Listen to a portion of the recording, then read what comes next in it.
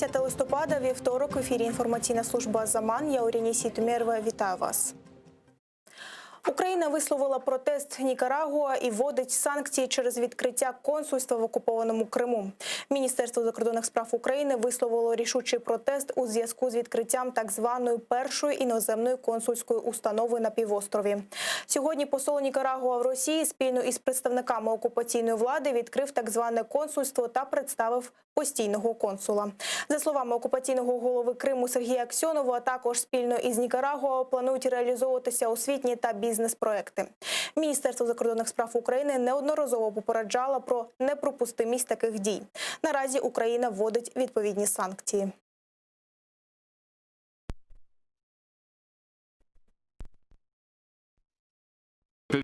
Відповідне рішення має чіткий сигнал офіційного послання українського народу, окремим урядом держав, а зокрема Республіці Нікарагуа. Реалізація цього рішення та його подальший розгляд Ради національної безпеки України, введення такого рішення Президентом України в дію та затвердження парламентом України, відповідно забезпечить застосування всеохоплюючих санкцій проти окремої іноземної держави, чиї дії прямо суперечать національним інтересам і безпеці українських громадян та потурають збройній агресії Російської Федерації проти України.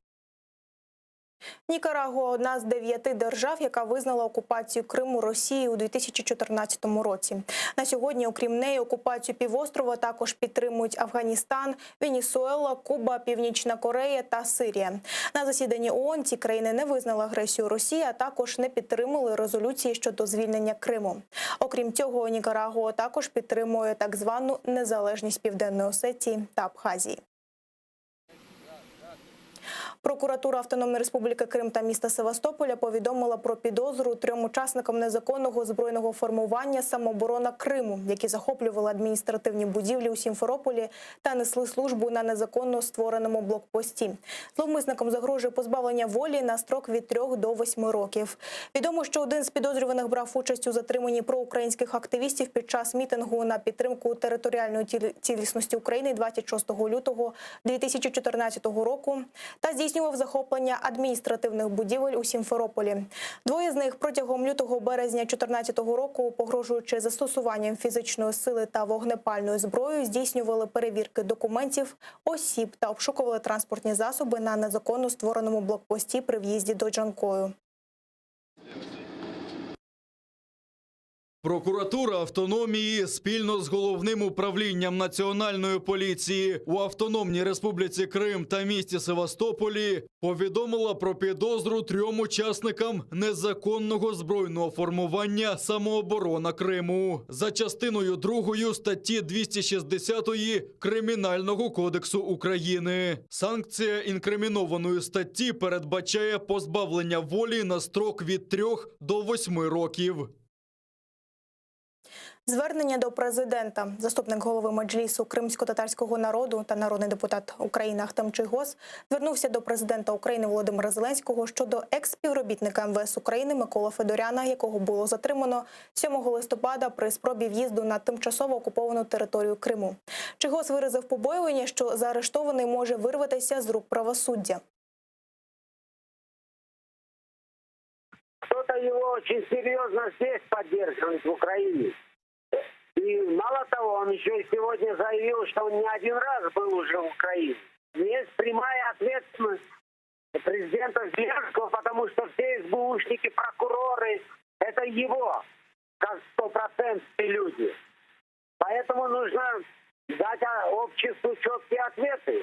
Почему подобные преступники, соучастники преступления по оккупации Крыма так вольно здесь перебывают в Украине и туды-сюды шастают, не неся ответственности. Працівники СБУ затримали Миколу Федоряна, який намагався виїхати з материкової частини України в окупований Крим через пункт пропуску Каланчак. Колишній заступник начальника управління МВС України в Криму після окупації Криму працював на захопленому підприємстві Чорноморнафтогазу. Він систематично надавав допомогу окупаційним правоохоронцям при проведенні численних незаконних обшуків і затримань кримських татар у так званих справах про тероризм. Федоряну повідомили про державну зраду. В разі доведення провини колаборанту загрожує до 15 років позбавлення волі. 10 179 інфікованих COVID-19 виявили в Україні минулої доби. 191 українець помер внаслідок хвороби, а 5514 одужали. Найбільше хворих вчора зафіксували у Києві – 750. COVID-19 виявили і в міністра оборони України Андрія Тарана. Він здавав тест перед відрядженням з президентом Володимиром Зеленським на Донбас. Міністр Таран почувається добре і перейшов на дистанційний режим роботи, так само, як і глава держави. А Україна готується до карантину вихідного дня, запропонованого Міністерством охорони здоров'я України. За планом, в суботу і неділю не працюватимуть торгівельно-розважальні центри, а ресторани, кафе та інші заклади громадського харчування працюватимуть на виніс. Лікарні переходять на пріоритетне лікування хворих на COVID-19 і скасовують планові операції. Щоправда, це не стосується життєво важливих операцій, зауважив міністр охорони здоров'я України Максим Степанов. Ті ж саме онкологічні захворювання, вони будуть робитися в повному обсязі. Будь-які речі пов'язані з пологами, будь-які речі інші пов'язані з такими плановими госпіталізаціями, відтермінування яких буде загрожувати життю. Ніхто нічого не зупиняє. Зрозуміло, що в повному обсязі наші лікарі, наші медичні працівники, як і раніше, будуть надавати цю медичну допомогу. А в окупованому Криму вчора зафіксували 223 випадки COVID-19, ще 17 людей померли внаслідок хвороби на півострові. Принаймні такі дані наводить окупаційна влада. Через розповсюдження коронавірусної інфекції 2 школи та 36 класів після канікул перейшли на дистанційне навчання. Окрім цього, 3 дитячих садки та ще 18 груп закрили на карантин.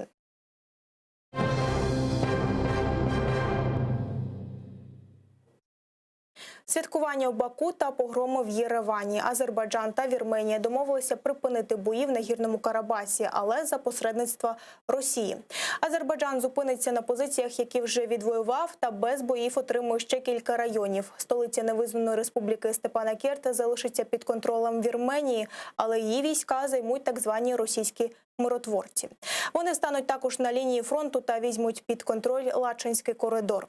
Загалом 2000 російських військових та сотні одиниць техніки. В Баку цю звістку сприйняли як беззаперечну перемогу і кінець 30-літньої війни. В Єревані тисячі людей вийшли на вулиці, бо вважають це капітуляцією. Вони захопили будівлю парламенту, трощили урядові кабінети та вимагали відставки прем'єр-міністра країни Ніколи Пашиняна. Про перемир'я під наглядом Путіна та реакцію на це в Баку та Єревані дивіться далі у сюжеті. Виведення вірменських військ, спільний контроль за припиненням вогню та російські миротворці на рештках Карабаху. Все це в 11 пунктах нового вірмено-азербайджанського мирного договору. Підписали його пізно вночі під наглядом президента Росії Владимира Путіна. Благодарю вас, Михаил Геннадьевич. Спасибо большое, Владимир Владимирович. Згідно з документом, сторони припиняють вогонь та обмінюються полоненими. Вірменія повертає Кельбаджарський, Газахський та Лачинський райони Азербайджану, але залишає пуповину зі Степанакертом у вигляді Лачинського коридору. Военно-политическое урегулирование конфликта, который мы сейчас видим, уверен, что приведет к долгосрочному миру, к согласию в нашем регионе, положит конец противостоянию и кровопролитию. Нагорно-Карабахский армяно-азербайджанский конфликт – один из самых длительных конфликтов в нашем регионе, на пространстве Евразии. И то, что он сегодня подходит к своему концу, является историческим событием.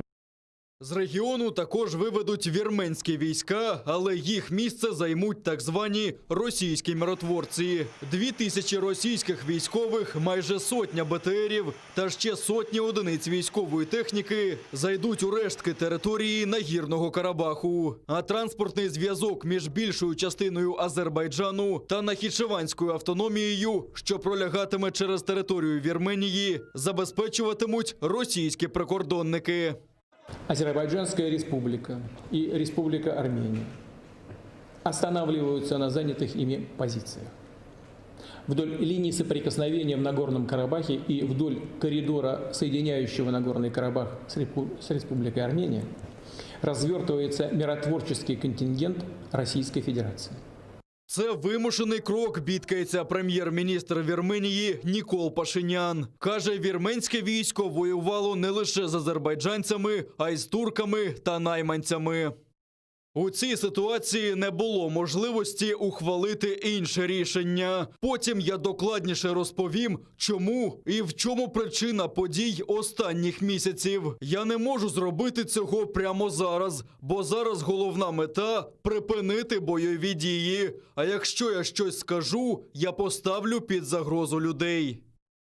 Президент Ільхам Алієв у зверненні до нації назвав домовленості історичною перемогою. Сказав, що за його каденції вірменські війська нікуди не просунуться, та навіть покепкував над прем'єр-міністром Вірменії Ніколом Пашиняном. Bir kelime de yoktu. Paşinyan, ne oldu be?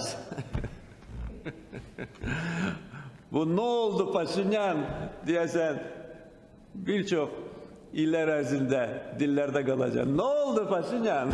Yol çekirdin Cebrail'a. Reks elirdin. Ne oldu be status? Cehenneme gitti status. Göre gitti status. Görme gör oldu status. Yoktu status. Ve olmayacak. Тисячі людей в Баку вийшли на вулиці прямо посеред ночі. Зорганізувалися в автопробіги з національними прапорами, запускали феєрверки та скандували гасла.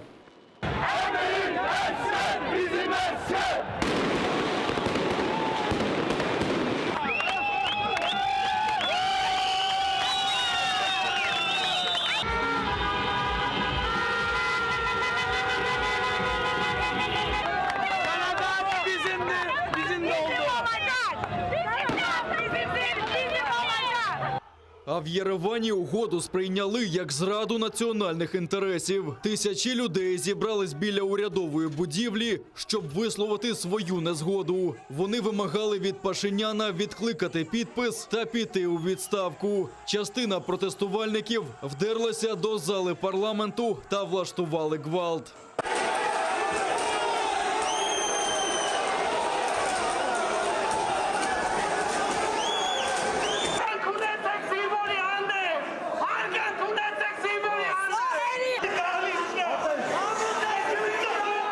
А так звані російські миротворці тієї ж ночі вилетіли до Нагірного Карабаху. За даними розслідувачів з «Інформнапалм», йдеться про 15-ту мотострілецьку бригаду з Самари. Зазначається, що вони брали участь в окупації Криму та війні на сході України. Мирну угоду підписано терміном на 5 років з можливістю продовження в разі, якщо Азербайджан і Вірменія не будуть проти. Загалом за час Другої Карабахської війни, яка почалась 27 вересня, Азербайджан звільнив 240 населених пунктів. Владислав Стужук, Заман, АТР. Це все на цю миті. Вже за кілька хвилин ефір продовжить моя колега Гульсум Халілова, а о 21-й дивіться «Заман» кримсько-татарською Шевкетом Наматулаєвим. Будьте здорові, до зустрічі.